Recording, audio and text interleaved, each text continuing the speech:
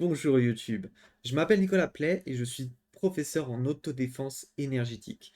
N'oubliez pas de vous abonner pour ne rien louper et d'aller voir les cours en playlist pour commencer à prendre l'énergie vitale.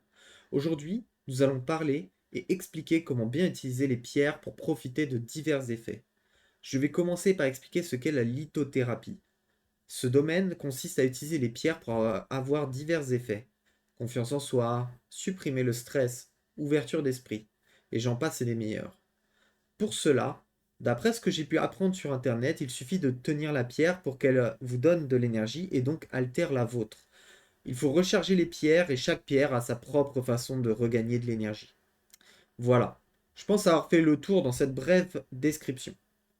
Je pense que beaucoup de gens ne vont pas aimer ce que je vais dire. Je préfère vous prévenir, tout commentaire non constructif sera supprimé définitivement.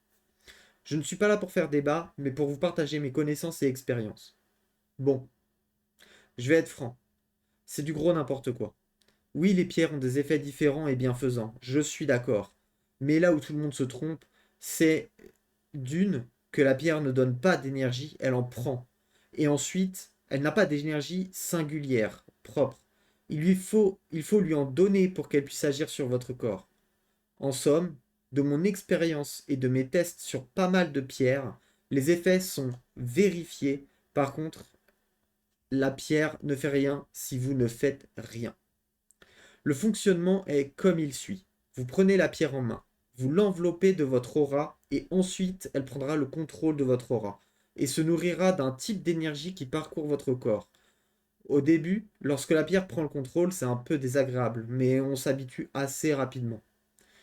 Si votre corps ne comporte pas l'énergie que recherche la pierre, il ne se passera rien, même si vous lui partagez votre énergie. Pour pouvoir mettre en œuvre cette pratique, il vous faut savoir appeler votre énergie, mais surtout il vous faut arriver à envelopper la pierre avec votre aura, comme si elle faisait maintenant partie intégrante de votre corps. Cette technique d'enveloppement s'appelle Shu. C'est une technique que je vous apprends, mais pas gratuitement. Cette technique n'est peut-être apprise seule si vous avez du temps devant vous. Mais si vous souhaitez en savoir plus, il faudra devenir mon élève. L'utilisation des pierres est bien pratique, mais très traître. Je m'explique. Lorsque vous privez votre corps d'une énergie, elle n'a plus à la gérer. Vous allez me dire, bah si elle est négative, c'est plutôt bien, non? Et sur ça, je répondrai, bah non, c'est pas une bonne chose. Et plus ça dure dans le temps, et pire ce sera. Pourquoi? Parce que pour que vous puissiez supporter ces énergies, qu'elles soient positives ou négatives, il faut qu'elles soient présentes dans votre corps.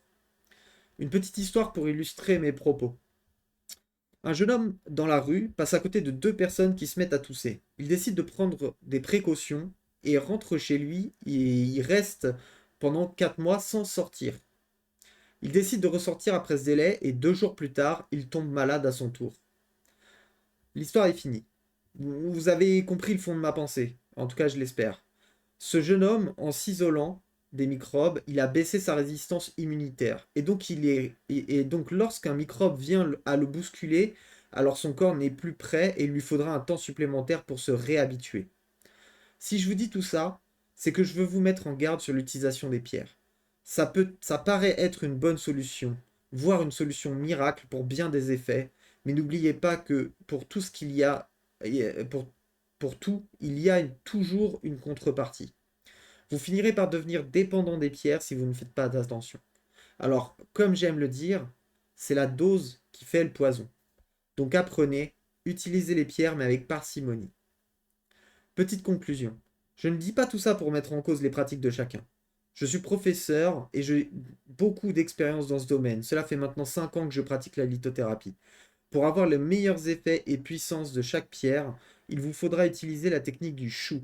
N'utilisez pas les pierres pour vous soigner, mais pour vous aider à passer des situations compliquées et à lisser les émotions ou sensations qui pourraient vous freiner dans votre développement personnel.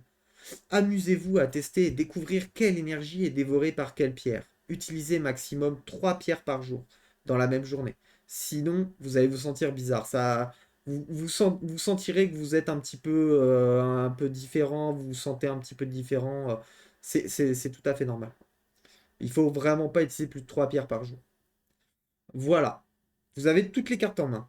N'oubliez pas de vous abonner pour ne rien louper, encore une fois. Allez voir les cours en playlist pour commencer votre apprentissage de l'énergie vitale. Et si vous souhaitez aller plus loin, contactez-moi pour devenir mon élève. Sur ce, je vous souhaite une très bonne journée. À la prochaine.